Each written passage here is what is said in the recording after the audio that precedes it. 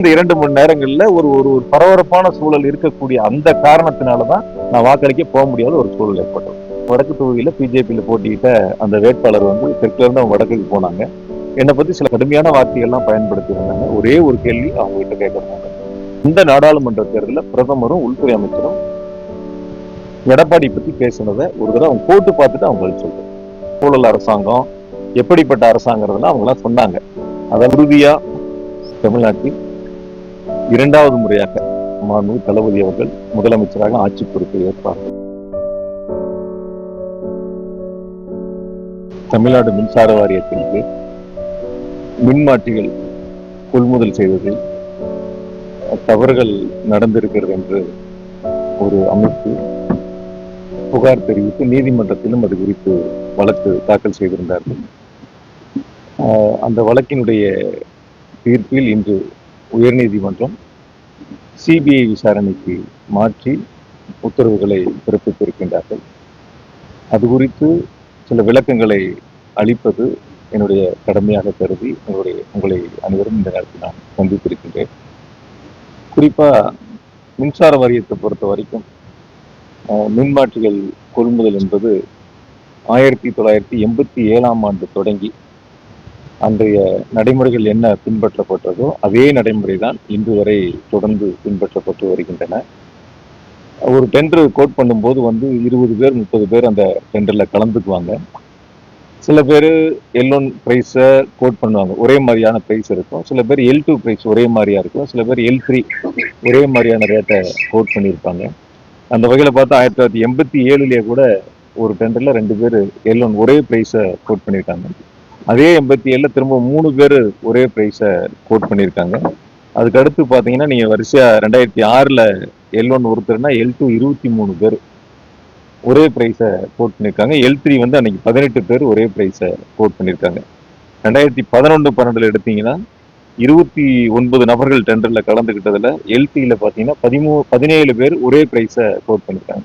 இப்படி 11-12 ஆரம்பிச்சு 13-14 13 அதே மாதிரி வரிசையா இப்ப வரைக்கும் ஒரு கிட்டத்தட்ட ஒரு 30 டெண்டருக்கு மேல போடப்பட்டதுல பாத்தீங்கன்னா 16-17ல 17 பேர் ஒரு டெண்டர்ல கலந்துக்கிறாங்க. அதுல 4 பேர் ஒரே பிரைஸை கோட் பண்றாங்க, 11 பேர் L2 ஒரே பிரைஸ் கோட் பண்றாங்க. அதே 16-17ல ஒருத்தர் L1 L2 18 பேரு L3 6 பேரு. அதே 16-17ல 21 பேர் கலந்துகிட்ட டெண்டர்ல L1 ஒருத்தர் L2 ஒருத்தர் L3 17 பேரு. அதே 16-17ல L1 ஒருத்தர் L2 ஒருத்தர் L3 31 பேர். இன்னொரு 16-17 டெண்டர்ல 5 பேர் L1 29 பேர் L2. 17-18ல 28 பேர் கலந்துகிட்டதுல 5 பேர் L1 6 பேர் L2 ஒருத்தர் L3. 19-20ல 12 பேர் L1 ஒருத்தர் L2 20 பேர் L3. அதே 19-20ல 11 பேர் L1 ஒருத்தர் L2 ஒருத்தர் 6 பேர் L3. இன்னொரு 19-20 டெண்டர்ல 12 பேர் L1 ஒரே பிரைஸ் கோட் பண்ணது 12 பேர். இன்னொருத்தர் L2 1 L3 4. 20-21ல 33 பேர் கலந்துக்கிறாங்க. 11 பேர் L1 பிரைஸை மேட்ச் பண்ணி கோட் பண்ணியிருக்காங்க. 15 பேர் L2 பிரைஸை ஒரே பிரைஸை கோட் பண்ணியிருக்காங்க. L3 ஒருத்தர். இப்படி முறையா டெண்டர் போடும்போது ஒருத்தர் ஒரு கலந்துக்கிறவங்க 30 பேர் 35 பேர் 40 பேர் இருக்கும்போது குறிப்பிட்ட சிலர் L1 பிரைஸுக்கு மேட்ச் ஆகிற மாதிரி இருக்கும். சில பேர் L2 பிரைஸ் கோட் பண்ணியிருப்பாங்க. சில பேர் L3 பிரைஸை கோட் பண்ணியிருப்பாங்க. பொதுவாக டான்ஜிட்கோ பொறுத்த வரைக்கும் என்னன்னா L1 பிரைஸை யார் மேட்ச் பண்ணி கொடுக்குறாங்களோ அவங்களுக்கு அந்த டெண்டரை பிரிச்சு கொடுப்பாங்க. ஒருத்தரே சப்ளை பண்ண முடியாது அப்படிங்கிறதுனால இது 1987ல இருந்து இருக்கக்கூடிய நடைமுறை. அதை L1 மேட்ச் பண்ணி கொடுக்குறவங்களுக்கு எவ்வளோ நமக்கு டிமாண்ட் இருக்கோ அதுக்கு தகுந்த மாதிரி அவங்களுக்கு பிரிச்சு ஒர்க் ஆர்டர் கொடுப்பாங்க.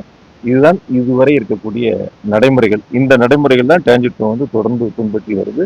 இது இல்லாம இந்த டெண்டரை ஸ்க்ரூட்டினி கமிட்டி ஒன்று இருக்கு, அதுக்கப்புறம் போர்டு கமிட்டி ஒன்று இருக்கு, 3 கமிட்டி இருக்கு. இதுல இந்த டெண்டரை ஃபைனல் பண்றதுக்கு சீனியர் ஆபீசர்ஸ் இருக்கக்கூடிய 3 கமிட்டிகள் தான் இந்த டெண்டரை ஃபைனல் பண்ணி இந்த ஆர்டர் கொடுக்கலாமா வேண்டாமான்னு முடிவு எடுக்கிறது.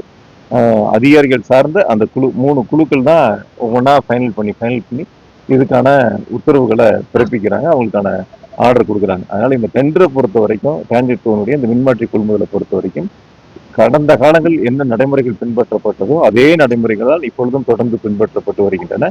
இடையில வந்து சில நேரங்கள் ஆட்சி மாறி இருக்கலாம். ஆட்சி மாறி இருந்தாலும் கூட அப்பொழுதும் அதே காலத்தில் இந்த நடைமுறைகள் தான் பின்பற்றப்பட்டிருக்கின்றன.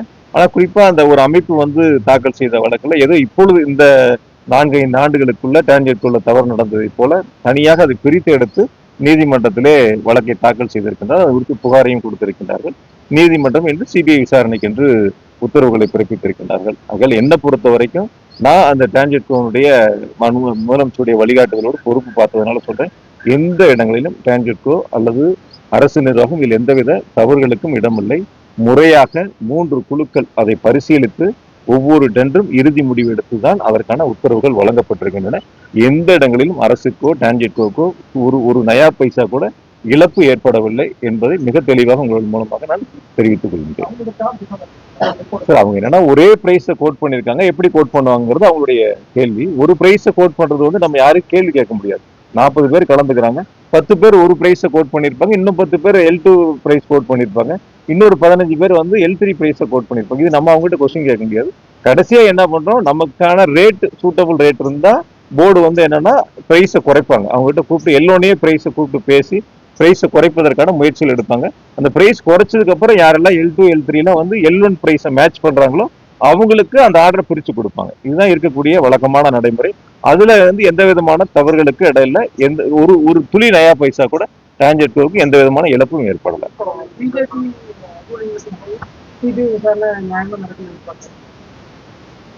சிபிஐ விசாரணை நடக்கும், நியாயமா நடக்குமா நடக்கலையான்னு விசாரணை ஆரம்பிச்சதுக்கு அப்புறம் நம்ம எப்படி போகுது என்னங்கிறத பொறுத்திருந்து பார்ப்போம்.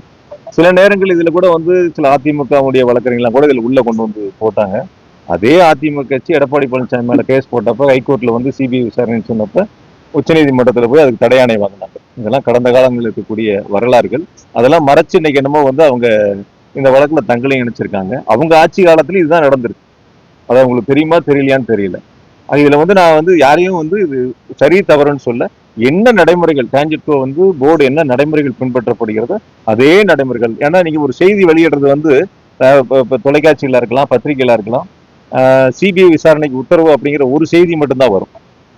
இதுக்குள்ள என்ன நடந்ததுங்கிறத முழு விவரங்கள் உங்களுக்கு தெரிஞ்சாதான் அதனுடைய அந்த அடிப்படையில நீங்கள் செய்திகள் வெளியிடுறதுக்கு வசதியா இருக்கு. அதனாலதான் உங்களுக்கு நீங்க அழைச்சதுக்கான விளக்கங்களை கொடுத்துருக்கோம். இல்ல முகாந்திரம் இருந்தான் ஒரு ஒரு ஒரு சுயமான ஒரு விசாரணை வேணும் அப்படிங்கிறதுலதான் ஒரு பேரா தான் கடைசி பேரா படிச்சிருக்காங்க. முழு உத்தரவு இன்னும் வரல. நீதிமன்றத்தினுடைய முழு உத்தரவு இன்னும் வரல. அந்த ஆர்டர் கிடைச்சதுக்கு அப்புறம் தான் அதுக்குள்ள என்னென்னலாம் சொல்லியிருக்காங்க தெரியும். கடைசி பேரா மட்டும் வாசிச்சிருக்காங்க. அதனால அந்த கடைசி பேரா வாசிச்சு நாளைக்கு ஆர்டர் வர 2 நாள் ஆச்சுன்னா இன்னைக்கு நீங்க சிபிஐ விசாரணை மட்டும்தான் அப்படிங்கறது மட்டும்தான் தலைப்பு செய்தியா போடுவீங்க. அதுக்காக தான் இந்த விளக்கங்களை கொடுக்குறோம். முழு ஆர்டர் வந்ததுக்கு அப்புறம் நான் உங்களை சந்திக்கிறேன். அப்ப அதுல என்னெல்லாம் சொல்லியிருக்காங்க என்னங்கிற கருத்து நான் திரும்ப நான் சொல்றேன். சார் இது நெருக்கடின்னு பார்க்கல.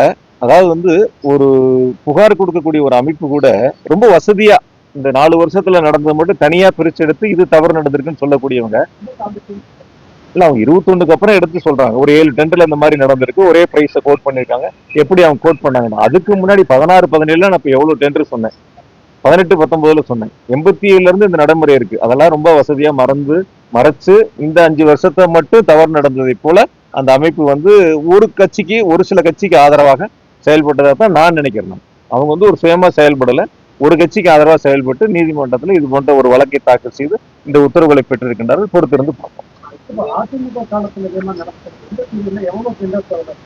சார் 87ல இருந்து இதே நடைமுறை தான் சார். 16, 17ல நான் இப்ப சொன்னல சார், 16, 17ல 1, 2, 3, 4, 5 டெண்டர் இது மாதிரி இருக்கு. நிறைய டெண்டர் இது மாதிரி இருக்கு.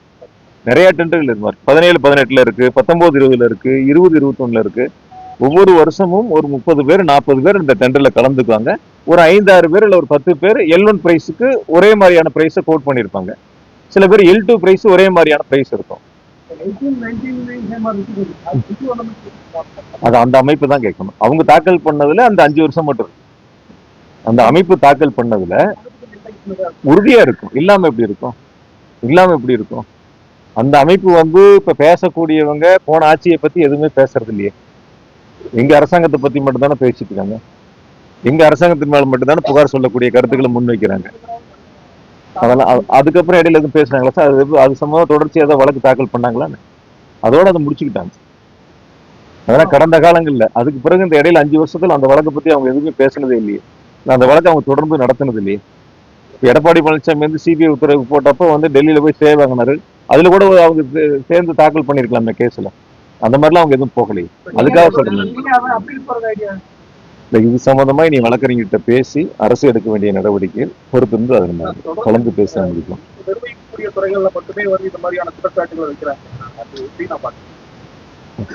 அதாவது பொதுவெளியில் மக்கள் மன்றத்தில் வீழ்த்த முடியாதவர்கள் நீதிமன்றத்திற்கு போறாங்க.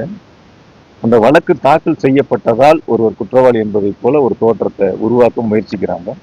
அந்த வழக்கு தாக்கல் செய்யப்பட்டவுடன் அதிமுக இருக்கட்டும், பிஜேபியா இருக்கட்டும், அவங்களுடைய நிர்வாகிகளா இருக்கட்டும், சமூக வலைத்தளத்திலையும் சில அவங்களுடைய பேட்டிகளையும் பார்க்கும்போது ஏதோ குற்றச்சாட்டு நிரூபிக்கப்பட்டதை போல அவங்களுடைய கருத்துக்களை பொதுவெளியில உங்ககிட்ட கூட செய்தியாளர் சந்திப்புல கூட அந்த கருத்துக்களை தொடர்ந்து முன்வைக்கிறாங்க.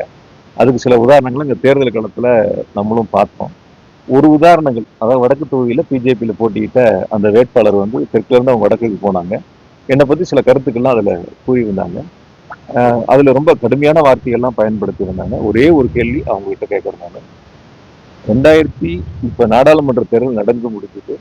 அந்த நாடாளுமன்ற தேர்தலில் பிரதமரும் உள்துறை அமைச்சரும் எடப்பாடி பத்தி பேசினதை ஒரு தடவை அவங்க போட்டு பார்த்துட்டு அவங்க பதில் சொல்றாங்க. அந்த அதிமுக அரசாங்கத்தை பத்தி அரசாங்கம் ஆட்சியில் இருக்கும்போது கூட உள்துறை அமைச்சரும் மோடியும் பிரதமரும் என்ன வந்து அதிமுக பத்தி ஊழல் அரசாங்கம் எப்படிப்பட்ட அரசாங்கிறதுலாம் அவங்க எல்லாம் சொன்னாங்க. அதெல்லாம் வந்து அவங்களுக்கு தெரியும். அதெல்லாம் ஒரு முறை திரும்ப ஒரு முறை போட்டு பார்த்து மறந்துருப்பாங்க. ஏன்னா அவங்களுக்கு ஏன் கொஞ்சம் மறந்ததுனால இதெல்லாம் ஞாபகம் இருந்திருக்காது. இப்ப நான் ஞாபகப்படுத்துறேன். ஒரு முறை அவங்க வந்து இதெல்லாம் போட்டு பார்த்துட்டு பிரதமர் என்ன பேசினாரு எடப்பாடி பத்தி, அரசாங்கத்தை பத்தி, உள்துறை அமைச்சர் என்ன பேசினாங்க அந்த தேர்தலில் என்ன கருத்துக்கெல்லாம் முன் வச்சாங்கன்னு பார்த்துட்டு அதுக்கப்புறம் மற்ற அரசியல் எங்களை பத்தி பேசினாங்கன்னா நியாயமா இருக்கும். மக்கள்கிட்ட போய் சந்திச்சு வாக்குகளை கேட்டு வெற்றி பெற முடியாதவங்க தனிப்பட்ட முறையில தாக்குதல் விமர்சனங்கள் என்பது ஏதோ நீதிமன்றத்தில் வழக்கு தாக்கல் செய்யப்பட்ட உடனேயே தீர்ப்பு வந்ததை போல தண்டனை வழங்கப்பட்டதை போல ஒரு கருத்தை முன்வைக்கிறதுங்கிறது தான் என்னை பொறுத்த வரைக்கும் ஏற்படுவதில்லை. இப்படி பார்த்தா நிறைய அரசியல் தலைவர் மேல நிறைய அரசியல்வாதிகள் மேல கேஸ் இருக்கு. அது தீர்ப்பு வரணும். இப்ப டெல்லி வந்து முதலமைச்சர் மேல கெஜ்ரிவால் மேல கேஸ் போட்டாங்களே, என்னாச்சு அந்த வழக்கு? என்னாச்சு? ஒரு வழக்கினுடைய இறுதி தீர்ப்பு வருவதற்கு முன்பாகவே வந்து அதிமுக பிஜேபி எல்லாம் வந்து அவங்க மேல இருக்கிற கேஸ் எல்லாம் விட்டுருவாங்க. மற்றவங்க மேல இருக்கிற கேஸ் மட்டும் வசதியா எடுத்துக்குவாங்க. பொறுத்திருந்து பார்த்தோம்.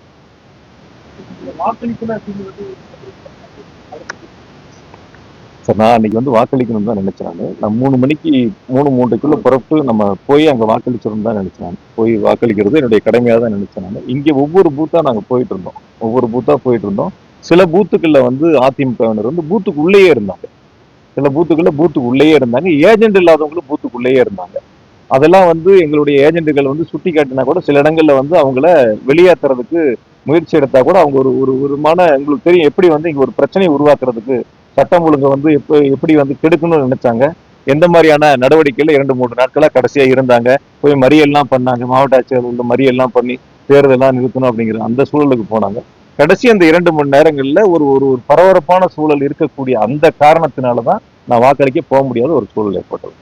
என்ன முழுமையா இங்க இருந்து பார்க்க வேண்டிய அவசியம் ஏற்பட்டதால் தான் நான் வாக்களிக்க போக முடியல. உள்ளபடியே நான் போகணும். 3 மணிக்கு புறப்பட்டு 5 மணிக்கு நாங்க போய் ஓட்டு போடணும்னு நினைச்சு கடைசி கட்டம் ஒரு பரபரப்பான ஒரு சூழல் ஏற்பட்டது. அந்த சூழலை தவிர்க்க வேண்டும். ஏதாவது வந்து இங்க ஒரு கடைசி 2 நாட்கள் ஏற்பட்டதை போல ஒரு பதட்டம் ஏற்பட்டு விடக் கூடாது என்ற காரணத்தினால்தான் முழுமையாக இங்கிருந்து நான் வாக்களிப்பதை கவனிக்கக்கூடிய அந்த பணியை நான் கையில் எடுத்தேன். வேற ஒன்றும் இல்லை சார். அதாவது நான் என்னுடைய காரணங்கள் சொல்றேன். அதாவது 2 விதங்கள் நான் கேண்டேன் தான் சார். நான் அதாவது வந்து அங்க போய் இங்க ஒரு பதட்டம் ஏற்படணுமா இல்ல அங்க போகணுமா நான் முடிவெடுக்கணும். அது என்னுடைய உரிமை. அது நீங்க சொல்ல வேண்டியது என்னுடைய உரிமை. அது நீங்க உங்களுக்கு ஒரு கடமை இருக்கிற மாதிரி எனக்கு ஒரு கடமை இருக்கு. வாக்களிப்பதும் கடமை. என்னுடைய தொகுதியில நான் போட்டியிடக்கூடிய தொகுதியில எந்த பதட்டமும் ஏற்பட்டு விடக்கூடாது. அது சுமூகமா தேர்தல் நடத்தணுங்கிறது என்னுடைய கடமை. என்னுடைய கடமை தான். அந்த 2 கடமைகள்ல நான் புறப்படக்கூடிய சூழலை இங்க ஒரு பதட்டம் ஏற்பட்டது. அந்த பதட்டத்தை தவிர்க்க வேண்டும், தணிக்க வேண்டும்ங்கிறதுக்காக இங்க இருந்து நான் அந்த களப்பணியில பார்த்தேன். அதுல ஒன்றும் மாற்று கருத்து இல்லை.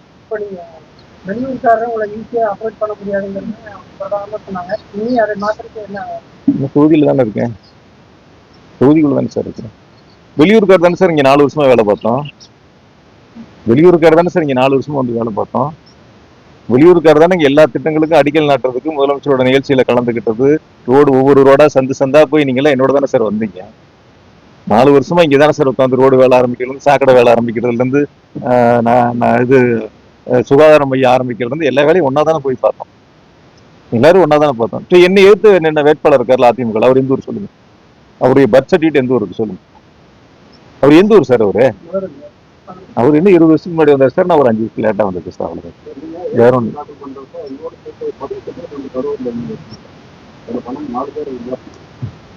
என்ன காரணமா இருக்கும்? பின்னாடி பார்த்தா உங்களோட போட்டோஸ் இருக்கு, அவங்க போஸ்ட்ல இருக்கு. இது உங்க மேல வச்ச குற்றச்சாட்டுனா அவங்க உங்களோட ஆதரவு இது வந்து சரி. நாடாளுமன்ற தேர்தல் இருந்தது, முன்னாடி நாடாளுமன்ற தேர்தல் இருந்தது, அப்ப சில பேர் போட்டிட்டாங்கல்ல, அதுல வேட்புமனு தாக்கல் பண்ணாங்கல்ல, அவங்களே எந்தெந்த ஊரை சார்ந்தோம், எந்தெந்த ஊரை சார்ந்தோம்? ஒருத்தர் 2 பேர் இருந்தா என்ன சார், 5 பேர் இருந்தா என்ன சார்? ஒருத்தர் 2 பேர் இருந்தா என்ன, ஒருத்தர் 2 பேர் இருந்தா சரி, 5 பேர் இருந்தா தவறா சார்? 5 பேர் இருந்தா தவறா சார்? அதான் அவங்கவுங்க விருப்பம் சார். அது சில பேர் என்ன தோக்கடிக்கிறதுக்காக கூட தாக்கல் பண்ணிருக்கலாம், அப்படி இருக்கலாம்ல.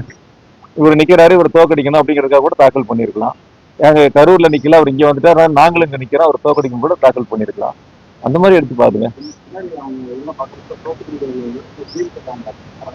உறுதியா சார், எந்த ஒரு டிஎம்கே பொறுப்புல இருக்கிறவங்களும் அந்த மாதிரி வேட்புமனு தாக்கல் செய்ய மாட்டாங்க. அப்படி தாக்கல் செஞ்சா உறுதியா தலைமை நடவடிக்கை, அந்த மாதிரிலாம் இருந்தா நடவடிக்கை எடுப்பாங்க தலைமையில. சுயேட்சை அந்த மாதிரி யாரும் போட முடியாது, கட்சி பொறுப்புல இருக்கிறது. அதுல இன்றைய பத்திரிகையாளர் சந்திப்பை பொறுத்த வரைக்கும் இந்த சிபிஐ விசாரணையுடைய உத்தரவு குறித்து உங்களுக்கு சில விளக்கங்களை கொடுப்பதற்காகத்தான் நாம் சந்தித்திருக்கின்றோம். இந்த உரிய விளக்கங்கள் என்பது ஏற்கனவே 87 இருந்து நடைமுறை பின்பற்றப்பட்ட நடைமுறைதான் இப்பொழுதும் பின்பற்றப்படுகிறது. ஆகையால் மின்சார வாரியத்திற்கோ தமிழ்நாடு அரசிற்கு ஒரு நயா பைசா கூட எந்த விதமான இழப்பும் ஏற்படவில்லை. முழுக்க முழுக்க அந்த அமைப்பு என்பது அரசியல் காழ்ப்புணர்ச்சிக்காக யாரோ தூண்டுதலின் பெயரில் இந்த வழக்கை தாக்கல் செய்திருக்கின்றார்கள். நீதிமன்றத்தில் நிச்சயமாக இந்த வழக்கு குறித்து உரிய விளக்கங்களை கொடுத்து நாங்கள் நிரூபித்து வெளியிடுவோம்.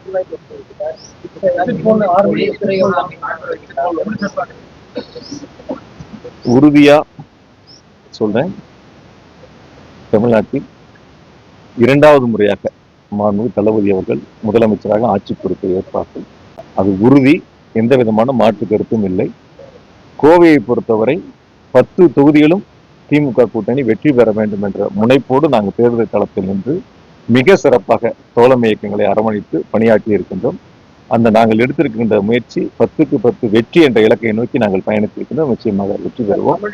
மேற்கு மண்டலத்தை பொறுத்தவரை 35 தொகுதிகள் மாண்பு முதலமைச்சர்கள் இந்த பணியாற்றக்கூடிய வாய்ப்பை தந்த தொகுதியில் 35 தொகுதியிலும் வெற்றி பெற வேண்டும் என்ற முனைப்போடு தான் நாங்கள் தேர்தல் பணிகளை முன்னெடுத்திருக்கின்றோம். நிச்சயமாக நாங்கள் வெற்றி பெறுவோம்.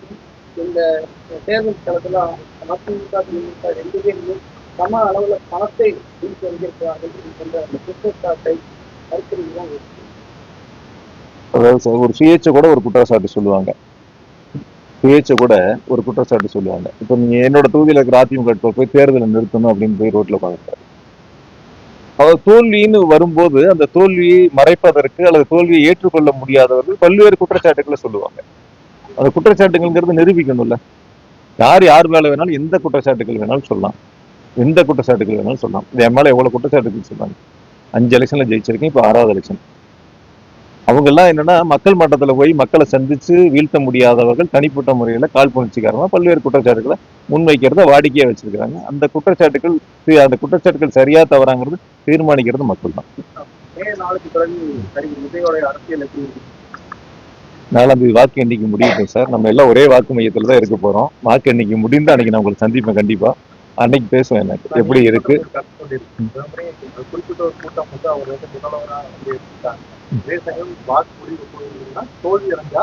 தவறான முடிவுகள்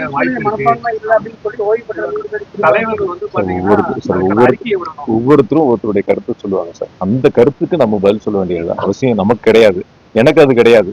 நீங்க ஒரு கருத்து சொல்லலாம், சார் ஒரு கருத்து சொல்லலாம், அவர் சார் இன்னொரு கருத்து சொல்லலாம். அது உங்களுடைய கருத்து. அதுக்கு நான் பதில் சொல்லி விளக்கம் சொல்ல வேண்டிய அவசியம் கிடையாது.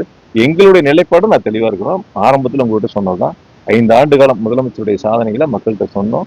அடுத்த 5 ஆண்டுகளும் நிறைவேற்றக்கூடிய வாக்குறுதியை மக்கள்கிட்ட சொன்னோம். மக்கள் அதை ஏற்றுக்கொண்டார்கள். உதயசூரியனுக்கும் தோழமை இயக்கங்களுக்கும் வாக்களித்திருக்கின்றால் நிச்சயம் வெற்றியை வழங்கக்கூடிய வாக்களை செலுத்தியிருக்கின்றார்கள்.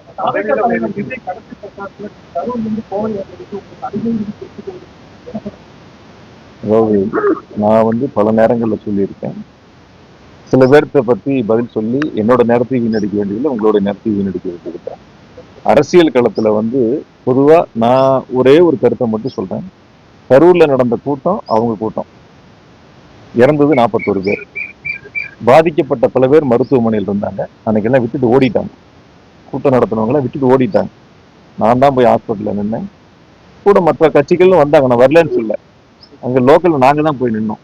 போய் நின்று மக்களுக்கு தேவையான உதவிகளை செஞ்சோம். அதனால வந்து விட்டுட்டு ஓடி போறவங்களை பத்தியோ மக்களை பத்தி சிந்திக்காதவங்களை பத்தியோ நம்ம பேசி நேரத்தை வீணடிக்க முடியும்.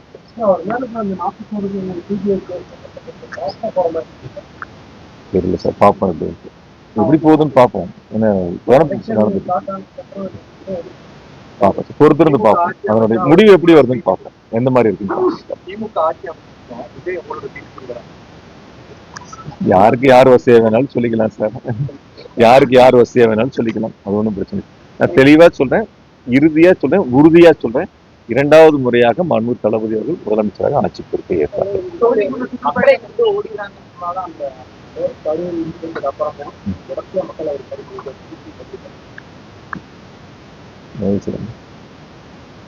உங்களுக்கு ஒரு 100 பேர் வரலாம், அவருக்கு ஒரு 1000 பேர் வரலாம், அவருக்கு ஒரு 5000 பேர் வரலாம். ஒவ்வொருத்தருக்கும் ஒவ்வொருக்கான கூட்டம். ஒரு மாவட்டத்துக்கு போகும்போது ஒரு 10 தொகுதி இருக்குன்னா ஒரு 10,000 பேர் கலந்துக்கிறாங்கன்னா தொகுதிக்கு ஒரு 1000 பேர். ஆனா அந்த தொகுதியில 2 லட்சம் வாக்காளர் இருப்பாங்க. இந்த 1000 பேரோ அந்த 10,000 பேரோ தீர்மானிக்கக்கூடிய சக்திகள் அல்ல. அவங்களோட ஓட்டு இருக்கு, இல்லைன்னு சொல்லல. பட் அதுவே வெற்றிக்கான ஒரு வாக்குகளா அல்ல, நான் பார்த்த வரைக்கும். அதனால எந்த இடங்கள்லயும் வந்து வாக்கு எண்ணிக்கை 4ஆம் தேதி முடியட்டும். எவ்வளவு வாக்குகள் வருது, யாராருக்கு எவ்வளவு வருது அப்படிங்கறத பொறுத்து இருந்து பார்ப்போம். அன்னைக்கு நம்ம பேசுவோம். ஒண்ணு மட்டும் நான் உங்களுக்கு ரொம்ப தெளிவா சொல்லிடுறேன். நான் இங்கே சொன்னேன் பல முறை, அன்னைக்கு ஒரு பேட்டியில கூட சொன்னேன். சில தொலைக்காட்சிகள் என்னன்னா கேட்டுக்கிட்டே நிக்கிறாங்க. கேட்டை திறக்கிறது ஒரு லைவு, காரு ரோட்ல எம்டியா போறது ஒரு லைவு, ஏர்போர்ட்டுக்கு வர்றது ஒரு லைவு. எந்த இடமே எனக்கு தெரிஞ்சு இப்படி ஒரு அரசியல் கட்சியினுடைய தலைவர்களுக்கு பொதுவா முதலமைச்சர், பிரதமர், எதிர்கட்சி தலைவர்லாம் பேசும்போது ஒரு லைவ் காட்டுவாங்க, அல்லது அந்த கூட்டம் இருக்கிற இடத்துல ஒரு லைவ் காட்டுவாங்க. இப்போ ரோட் ஷோ வந்து ஆரம்பிக்கிறாங்கன்னா அந்த ஆரம்பிக்கிற இடங்கள்ல இருந்து ஒரு லைவ் போடுவாங்க, கூட்டம் முடிகிற வரைக்கும் அந்த லைவ் இருக்கும்.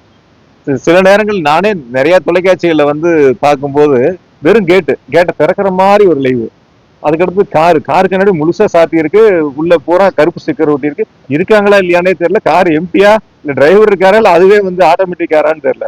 அது ஒரு லைவ். ரோட்ல முன்னாடி ஒரு வண்டி லைவ் வண்டி போட்டு பின்னாடி போற காருக்கு ஒரு லைவ். எனக்கு தெரிஞ்சு கொஞ்சம், அதாவது என்ன சார், நம்ம தான் சார், நம்ம யாருங்கிறத எப்படிங்கிறத நம்ம தான் தீர்மானிக்கணும். நம்ம அந்த இடத்துல இருக்கோம், எது சரியா இருக்கும் தவறா இருக்குங்கிறத பார்க்கணும். ஒரு பேசக்கூடிய இடங்கள்ல, ஒரு கிரௌடு பப்ளிக் கிரௌடு இருக்கிற இடங்கள்ல லைவ் காட்டுறவங்களுக்கு யாரு பொதுவாக சொல்ல வரக்கூடிய நாட்கள்ல யாருக்கா இருந்தாலும் சரி, யாரையும் நான் தனிப்பட்ட முறையில் இன்னாருன்னு சொல்லல, யாருக்கா இருந்தாலும் சரி நம்ம அந்த இடங்கள்ல சரியா செய்யணுங்கிறது என்னுடைய கருத்து. அவ்வளவுதான். உங்களுக்கு பிடிச்சா நீங்க போறீங்க, எனக்கு பிடிச்சா நான் போறேன், சாருக்கு பிடிச்சா சார் போறாரு, விடுங்க. ஆமா, உறுதியா பண்ணிருக்கேன். அடுத்த கட்டத்துக்கு எல்லாம் ரெடி ஆயிட்டேன். 11 வார்டுக்கும் 11 ஆபீஸ் போட போறோம், இடம் பார்த்துட்டு இருக்கோம். ஒரு வார்டுக்கு ஒரு ஆபீஸ் போட போறோம், ஒவ்வொரு வார்டுலயும் ஒரு எம்எல்ஏ ஆபீஸ் இருக்கும்.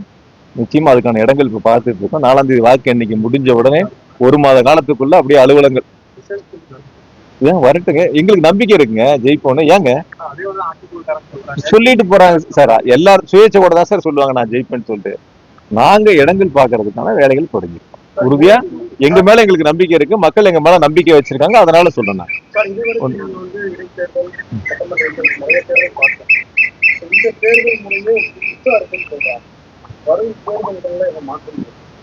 புதுசா இருக்குன்னு எனக்கு ஒண்ணும் தெரியல சார். சார் ஒரு விஷயம் சார், நாங்க ஒரு 45 விழுக்காடு நாடாளுமன்ற தேர்தலில் வாங்கியிருக்கோம். 45 வாங்கிட்டோம்னு. இந்த தேர்தலில் நாங்க 45க்கு மேல வாங்குவோம்னு எங்களுக்கு நம்பிக்கை இருக்கு. 45 நீங்க 42 ஆனா எங்களுக்கு வாக்கு சதவீதம் குறைஞ்சிருக்குன்னு சொல்லலாம். மீதி இருக்கிற 55 யார் பிரிச்சா எங்களுக்கு என்ன சார் கவலை? நாங்க ஏன் அதை பத்தி கவலைப்படணும்? ஏ வாங்கலாம், பி வாங்கலாம், சி வாங்கலாம், யார் வேணாலும் வாங்கிட்டு போறாங்க, எங்களுக்கு அதை பத்தி என்ன கவலை இருக்கு?